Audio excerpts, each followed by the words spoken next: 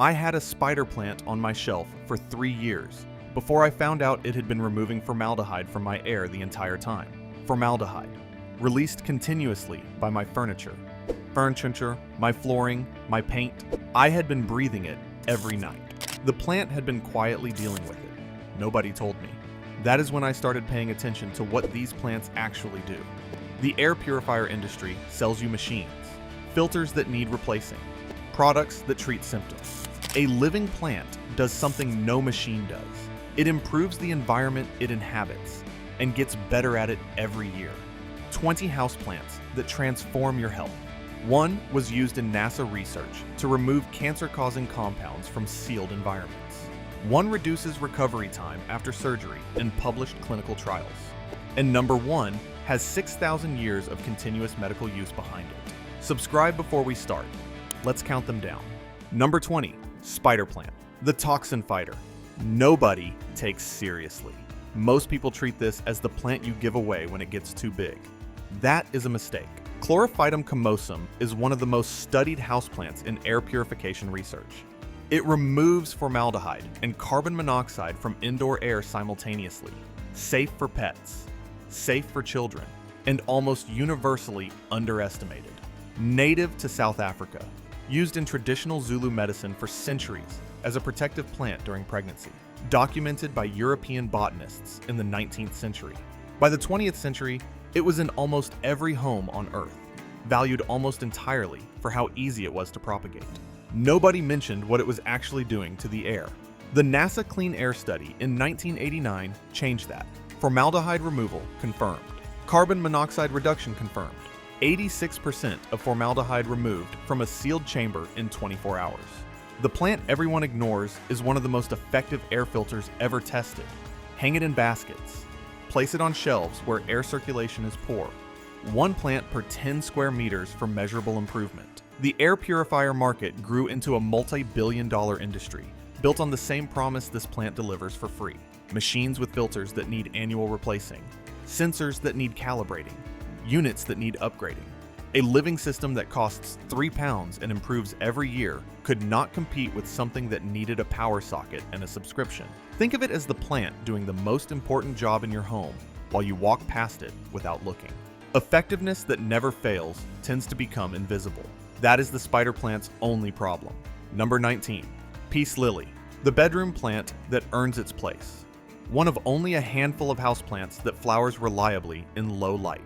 It removes benzene, formaldehyde, trichloroethylene, ammonia, and xylene from indoor air simultaneously from the same plant, Spathiphyllum, native to tropical Americas and Southeast Asia, used in Colombian folk tradition as a symbol of peace and healing for generations, introduced to European horticulture in the 1870s.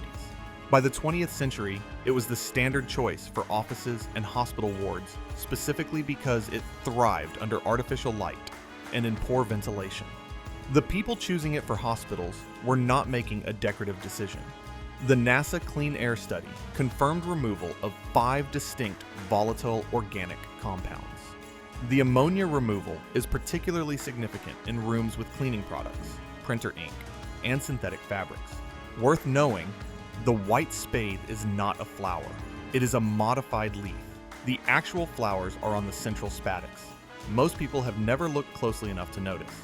Bedrooms, offices, bathrooms, any room with poor ventilation and daily chemical exposure. It was classified as mildly toxic to pets and children if ingested. That single classification pushed it out of family home recommendations. The actual risk is limited to gastrointestinal discomfort. The nuance was lost in the warning label. Think of it as the plant the hospital already knew about before the rest of us started paying attention. The things most protective of us are sometimes the ones we were most cautiously warned away from. Number 18, snake plant, the oxygen machine that works while you sleep. Most plants absorb carbon dioxide during the day and release it at night. Snake plant runs the process in reverse. Dracaena trifasciata uses crassulacean acid metabolism. It releases oxygen through the night.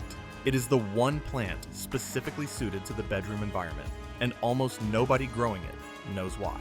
In Nigerian Yoruba tradition, it was planted outside homes as a protective barrier, associated with Ogun, the deity of iron and protection. In China, it was kept near entrances because the 8 virtues it embodied would be bestowed on households that grew it. 2 completely separate traditions. Same plant, same protective function. Different vocabulary for the same observation. The NASA Clean Air Study confirmed formaldehyde and benzene removal. One of the most resilient air purifying plants tested. Thrives on neglect, tolerates low light, survives weeks without water.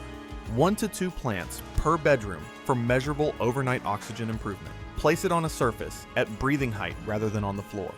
The oxygen release is most beneficial at the level where you are actually sleeping. No other adjustment needed. Water once a fortnight, otherwise leave it entirely alone. Classified as toxic to pets if ingested. Same nuance problem as the peace lily. A mild gastrointestinal irritant became a blanket warning that removed it from serious consideration. Think of it as the night shift worker of the plant world, doing the most important work while everyone else is asleep. Number 17, lavender, the clinical anxiety treatment. You can grow on a windowsill.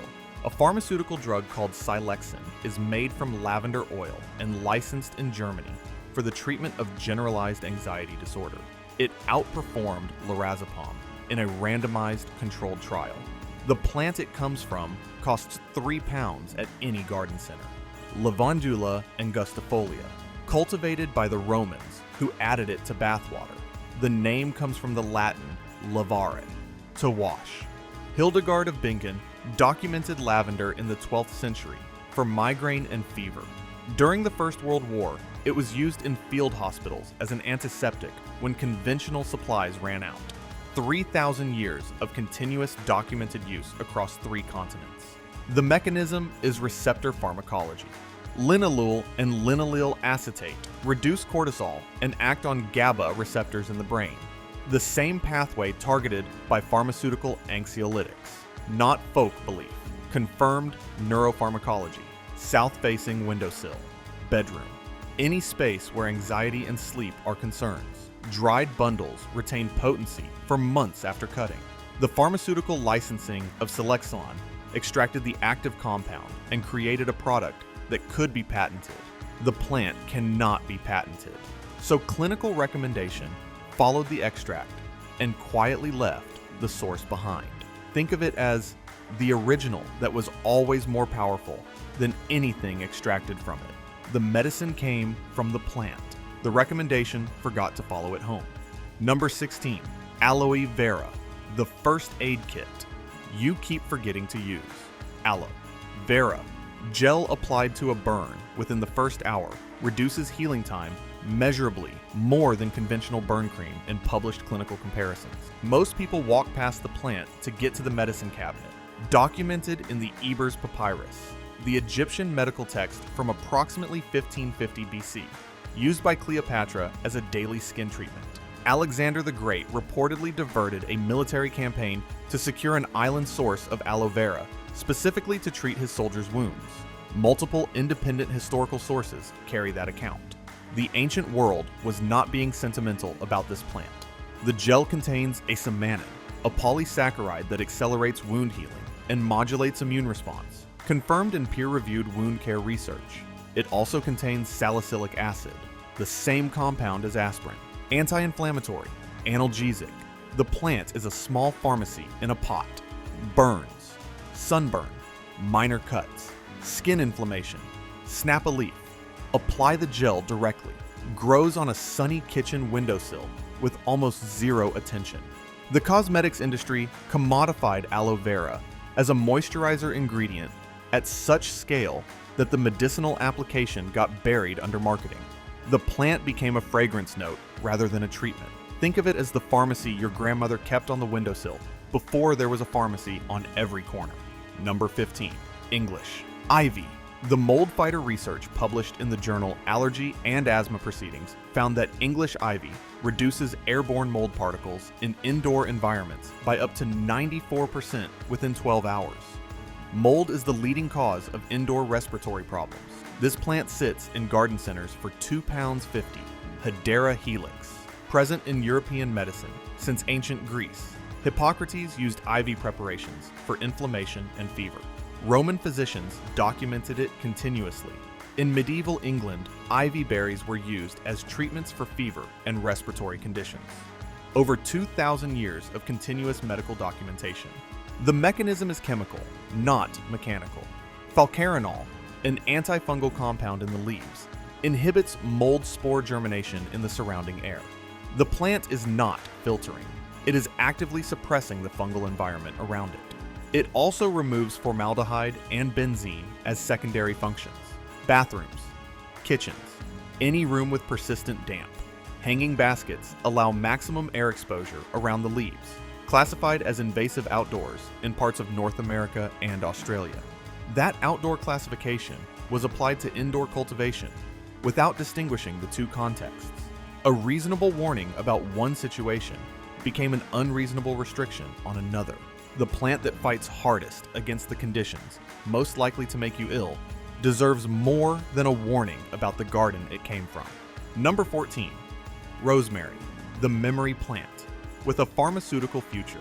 In 2015, researchers at Northumbria University demonstrated that rosemary aroma improved memory performance in healthy adults by 15% in controlled testing. Shakespeare wrote that rosemary is for remembrance in 1603. He was 400 years ahead of the neuroscience. Salvia rosmarinus, documented by ancient Greeks, used in medieval European universities as a study aid. Students wore rosemary garlands during examinations in 14th century Europe. The practice was established enough that university regulations in some institutions referenced it directly. Not superstition, academic protocol written into institutional rules. The compound responsible is 1,8-cineole. It crosses the blood-brain barrier and inhibits acetylcholinesterase, the enzyme that breaks down acetylcholine, the neurotransmitter associated with memory and learning, the same enzyme targeted by Alzheimer's pharmaceutical drugs. The plant on your windowsill is working on the same pathway as drugs costing thousands per month. Kitchen windowsill, study, or workspace. Simply having the plant in the room delivers measurable aromatic exposure. Brush the leaves as you pass to release more compound. 1,8-cineole cannot be patented in plant form. Pharmaceutical research followed the extracted compound and drew attention away from the source entirely. Think of it as the study partner that has been sitting in the library since the 14th century, waiting to be taken seriously. Number 13. Jasmine, the sleep drug. Growing in your living room. A study published in the Journal of Biological Chemistry in 2010 found that jasmine fragrance had the same calming effect on GABA receptors as barbiturates and propofol. The same receptors, the same neurochemical pathway, without the prescription or the side effects. Jasminum officinale, cultivated in Persia for over 1,000 years, introduced to Europe through Moorish Spain in the 16th century. The Mughal Emperor Jahangir documented jasmine in his personal garden records in the early 1600s, describing the scent as essential to his well-being. A ruling emperor keeping personal notes about a plant's effect on his mental health is not casual observation. Linalool and jasmine lactone act on GABA-A receptors, the same receptor complex targeted by benzodiazepines. The German research team that published the 2010 study described jasmine as a possible replacement for sleeping pills and sedatives. That statement was peer-reviewed. It did not make the evening news. Living rooms, bedrooms, south or west-facing windows, blooms most powerfully in summer evenings when the fragrance is at its peak. If you are finding this list useful, subscribe now and turn on notifications. We are entering the top 10, and this is where it gets genuinely surprising. The fragrance industry industrialized jasmine as a perfume base. The medicinal application became invisible behind the commercial one. The most powerful things often arrive in the most pleasant forms. Number 12. Rubber plant, the formaldehyde specialist. Formaldehyde is released continuously by furniture, flooring, insulation, and paint in the average home. It is a classified carcinogen. The rubber plant removes it from indoor air more effectively per leaf surface area than almost any other houseplant tested. Ficus elastica, native to South and Southeast Asia. The Assamese people of northeastern India used rubber plant roots to create living root bridges by training them across rivers over generations. Individual bridges have been documented at over 500 years old. A plant with enough structural intelligence to build infrastructure humans have used for centuries deserves more than a corner of a living room. The large leaf surface area is the mechanism. Stomata absorb formaldehyde and convert it through metabolic processes. The larger the leaf, the greater the removal capacity. Rubber plants grow large leaves without encouragement. Simple and effective. Living rooms, home offices where new furniture and synthetic flooring are present. One large plant per room for measurable formaldehyde reduction. Interior design. Fashion in the 1990s moved toward minimalist aesthetics and smaller architectural plants. The rubber plant fell out of style. The air quality benefit did not change. Design trends moved. The formaldehyde stayed. Think of it as the quiet specialist. No flower, no drama. Just the largest leaves in the room doing the most important job nobody assigned them. Number 11, chrysanthemum. The chemical stripper. Chrysanthemums remove more types of indoor air pollutants simultaneously than almost any other houseplant tested. Benzene, formaldehyde, trichloroethylene, ammonia, xylene, 5 distinct carcinogens. One flowering plant on a windowsill. Chrysanthemum morifolium, cultivated in China for over 2,500 years. Documented in Chinese botanical records from the 15th century BC. Confucius wrote about chrysanthemums. Used in traditional Chinese medicine continuously for fever, inflammation, and hypertension. In Japan, it became the imperial symbol. A culture that names its monarchy after a plant is a culture that understands what that plant actually does. The air purification capacity, confirmed in NASA research, operates significantly through root zone microorganisms. The rhizosphere processes volatile organic compounds through microbial activity stimulated by the plant's root secretions.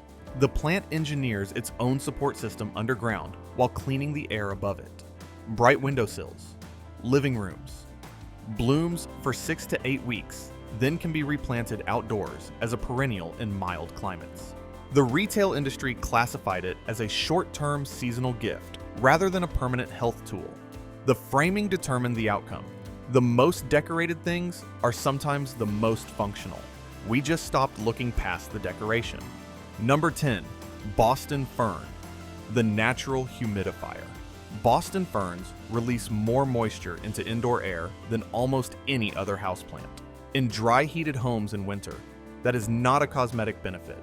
Dry indoor air is directly linked to increased respiratory infection risk, elevated cortisol levels, and impaired skin barrier function. This plant addresses all three.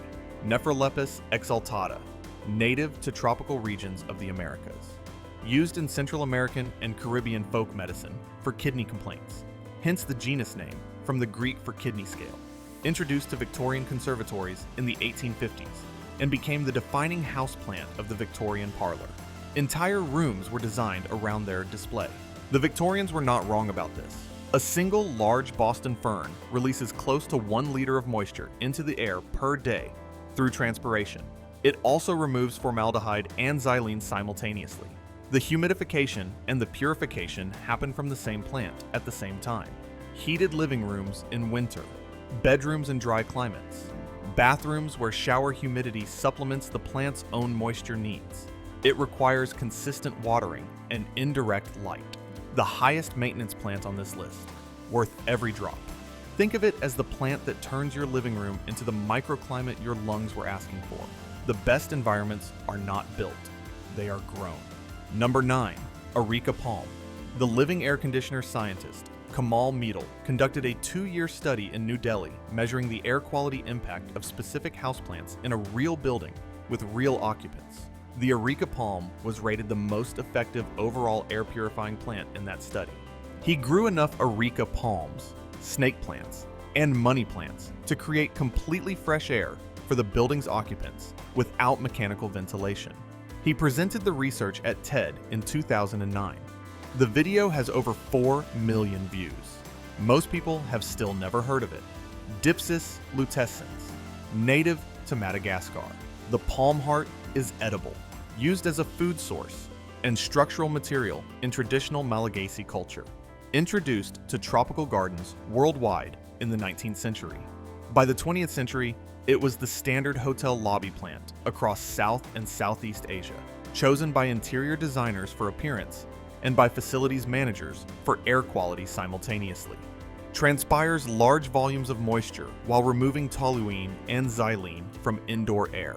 Meadle's research specified 4 shoulder-height plants per person for complete indoor air quality maintenance. A specific, testable, replicable figure. Bright, indirect light. Water regularly. Large open spaces.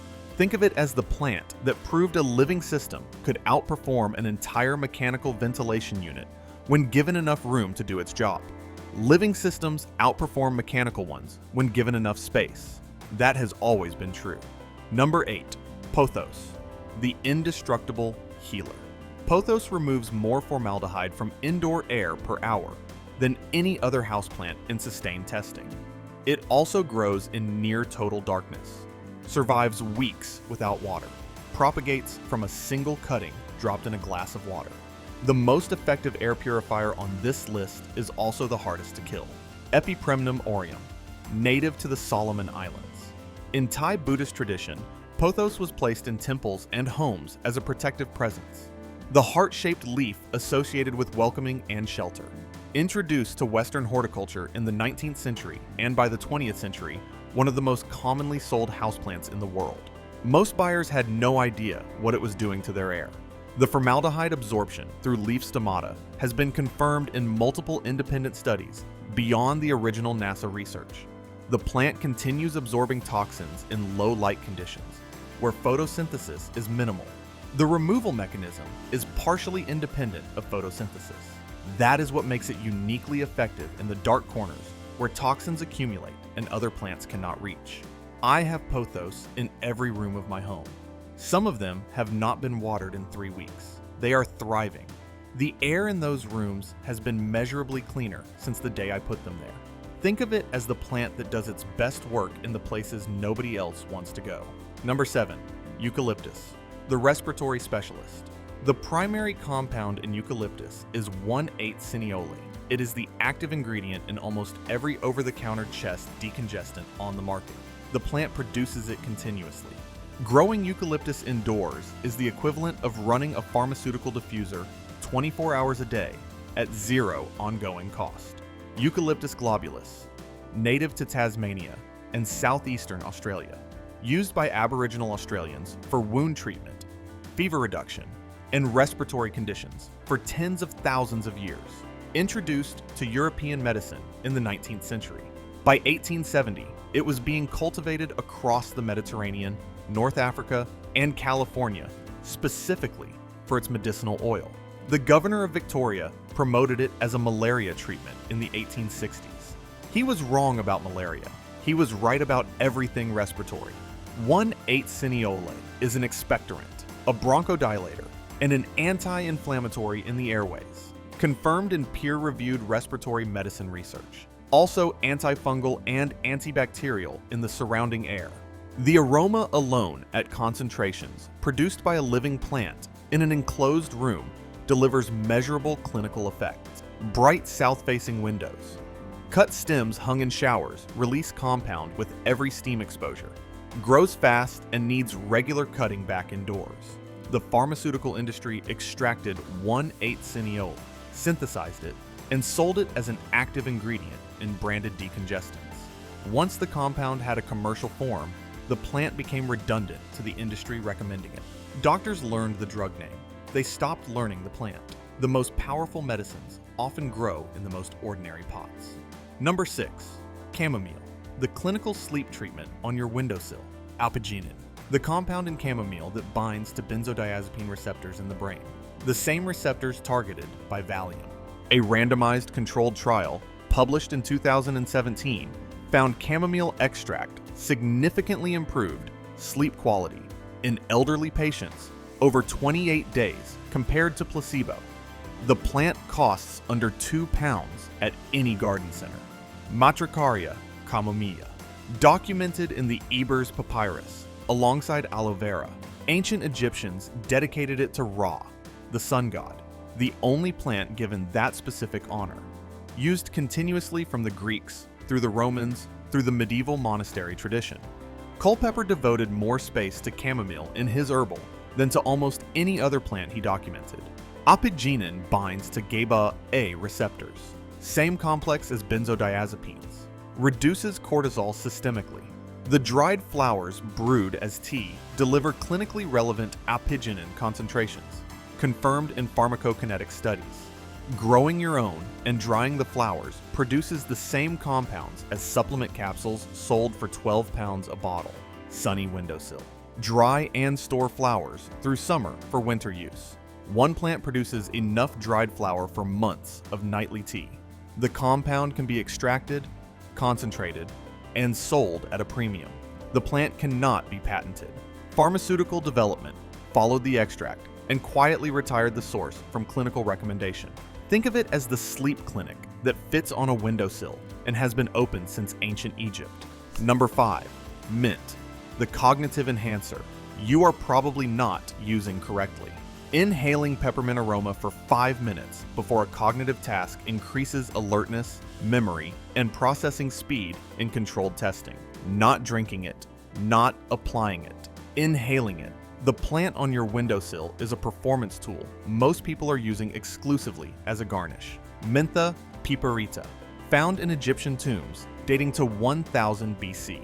Documented by Pliny the Elder, who wrote that the smell of mint alone stirred the mind and whetted the appetite for knowledge. Monks in medieval scriptoria grew mint in adjacent gardens, specifically to maintain concentration during long hours of manuscript copying. The knowledge existed, it just stopped being passed on. Menthol activates cold-sensing receptors in the nasal passages, which trigger increased alertness and cognitive arousal. The same mechanism that makes mint feel cooling also wakes up the brain. Measurable improvements in reaction time and working memory confirmed in published research by Dr. Brian Raudenbush at Wheeling Jesuit University in 2006. Office windowsills, study spaces. Brush the leaves before focused work. Grow in a container to control spreading. Harvest regularly to keep it productive. The cognitive application never made it into mainstream health advice, despite the research existing for 20 years. Associated entirely with flavoring. The most familiar things are often the ones we forget to actually use. The plant you walk past every day without touching is the one most likely to be doing something you never thought to ask about. Number 4. Passionflower, the anxiety plant, approved by European medicine. Passionflower is licensed as an over-the-counter anxiolytic in Germany, Switzerland, and Austria, not as a supplement, as a licensed medicinal product. The plant it comes from grows on a bright windowsill and blooms with one of the most extraordinary flowers in the plant kingdom, Passiflora incarnata, native to the southeastern United States, used by the Cherokee, Creek, and other indigenous nations for anxiety, insomnia, and inflammation for centuries before European contact. Spanish missionaries in the 16th century named it passionflower because the flower structure reminded them of the crucifixion. The religious symbolism spread the plant through European monastery gardens faster than almost any other American introduction. By the 17th century, it was established in European herbal medicine on 2 grounds: beauty and efficacy. Chrysin and related flavonoids bind to GABA-A receptors, same pathway as benzodiazepines. A randomized controlled trial published in Phytotherapy Research in 2001 found passionflower extract equivalent to oxazepam for generalized anxiety disorder with significantly fewer side effects. That trial has been replicated. Bright indoor windowsill or conservatory climbs a small indoor support readily. Blooms in summer. Harvest leaves and dry for tea year-round. The European licensing exists, but was never replicated in United States or United Kingdom regulatory frameworks. Without a domestic license, the medical recommendation could not be made. The plant crossed an ocean in the 16th century and got stopped at a regulatory border 400 years later. Think of it as the anxiety treatment that Europe approved and the rest of us forgot to ask about. A treatment effective enough to license in 3 countries did not fail the evidence test. It failed the geography one.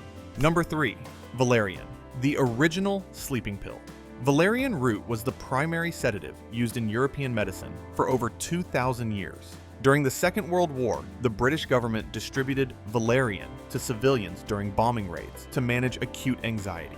Government issue, wartime protocol, not a folk remedy passed between neighbors. An official state response to a public health crisis using a plant, Valeriana officinalis, documented by Hippocrates, used by Galen in the 2nd century AD for insomnia and anxiety. Present in every major European herbal from Dioscorides onward. The name derives from the Latin valere, to be strong. Medieval monastery gardens across Europe grew it as a standard medicinal crop. It appeared in household accounts, monastery records, and physician manuals simultaneously across 5 centuries. That breadth of documentation does not accumulate around something that does not work. Valerianic acid binds to GABA A receptors and inhibits the breakdown of GABA in the brain. Multiple randomized controlled trials confirm reduced sleep latency and improved sleep quality. The research base is larger than for most currently licensed sleep medications. Bright windowsill grows tall but manageable with pruning. Harvest roots in autumn of year 2. Dry and uses tea or tincture. Pharmaceutical barbiturates in the 1940s and benzodiazepines afterward replaced it in clinical practice. Not because valerian stopped working, because something faster acting and patentable became available and the economics of medicine followed. The things that worked for 2,000 years were not retired because they failed. They were retired because something more profitable arrived. Number 2, turmeric, the anti-inflammatory. You can grow in a pot. Over 3,000 peer-reviewed studies have been published on curcumin, the active compound in turmeric, since 2000. It has demonstrated anti-inflammatory effects comparable to pharmaceutical NSAIDs without the gastrointestinal side effects in comparative research. It grows in a pot on a warm windowsill, and you can harvest it yourself. Curcuma longa, cultivated in India for over 4,000 years, documented in Ayurvedic medical texts from around 2500 BC, used in traditional Chinese medicine continuously. Marco Polo described it in 1280 as resembling saffron in appearance. The ancient world treated it as spice and medicine simultaneously without distinguishing between the two. That integration is exactly what 3,000 modern studies are rediscovering. Curcumin inhibits NF-κB, a protein complex controlling transcription of inflammatory genes, reduces prostaglandin production, comparable to ibuprofen in acute inflammation studies. Bioavailability increases significantly when taken with black pepper, which contains piperine, a compound that inhibits curcumin breakdown in the gut. Warm, bright windowsill. Plant rhizomes in spring. Harvest in autumn when leaves die back. Fresh, homegrown turmeric delivers higher curcumin concentrations than dried commercial powder. If this script has changed how you see the plants in your home, subscribe now and share it with someone who needs to hear it. Number 1 has been waiting 6,000 years for this moment. Pharmaceutical anti-inflammatories offered faster relief and could be patented. Turmeric offered slower but broader systemic benefit and could not. The economics determined the recommendation. Think of it as the anti-inflammatory your doctor cannot prescribe because nobody owns it. Number 1, ashwagandha, the 6,000-year-old stress drug stop. Before we get into this one, because this one changes everything. Randomized controlled trials have confirmed significant cortisol reduction, improved thyroid function, measurable increases in testosterone, improved cognitive function, and reduced anxiety symptoms from this single plant, all confirmed in peer-reviewed research published in the last 10 years. And it grows in a pot on a sunny windowsill. With Anea somnifera, archaeological evidence of ashwagandha use in the Indus Valley civilization dates to approximately 4000 BC, 6,000 years of continuous use. The plant has been in clinical practice longer than any medical system in the Western world has existed. Documented in the Karaka Samhita, the foundational Ayurvedic text, around 300 BC. Ibn Sina, known in the West as Avicenna, documented it in the Canon of Medicine in 1025 AD. A plant appearing independently in both Ayurvedic and Islamic medical texts is carrying cross-cultural clinical weight that very few plants achieve. With anolides regulate the hypothalamic pituitary adrenal axis, the body's primary stress response system.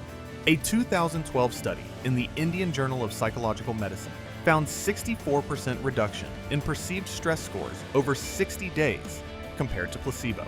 That is not a marginal result. That is a clinical signal. Sunny, warm windowsill. Drought tolerant once established. Harvest root in year 2. Dry and powder for warm milk. The traditional preparation, or capsules. I found ashwagandha for the first time not in a health food shop, but in a clinical paper. Sitting there reading a peer-reviewed trial, realizing that 6,000 years of use had been sitting outside Western medicine, not because it did not work, but because the people writing the medical textbooks were not looking in the direction of the people who had been using it. That is not a botanical failure. That is a historical one. Think of it as the treatment that was always there, always working, and only invisible to the people who were not looking in the right direction. The most important health discoveries are sometimes not discoveries at all. They are introductions that are long overdue. 20 plants, most already available, some already in your home without you knowing what they are capable of. The indoor air in the average home is more polluted than outdoor air in most cities. Furniture releases formaldehyde, paint releases volatile compounds, cleaning products add ammonia and benzene to every surface. The air purifier industry built a market around that problem and sold you a machine with a filter that needs replacing. A living plant does something no machine does. It improves the environment it inhabits, gets stronger every year, asks for less every season. The best pharmacy in your home has leaves. Subscribe if you are not already. See you in the next one.